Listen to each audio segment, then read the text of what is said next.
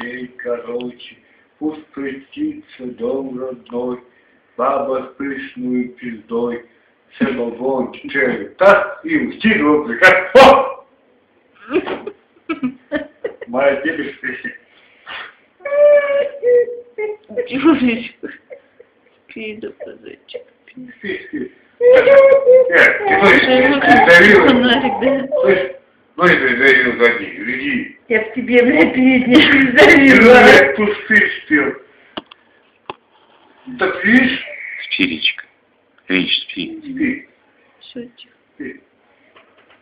Ладно, спи.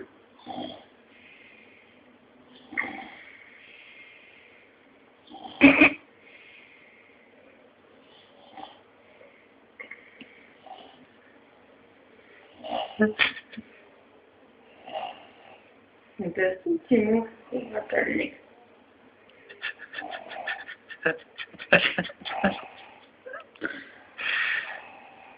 Андрей, что ты долго снимаешь, а? Узнай, Григорьевич.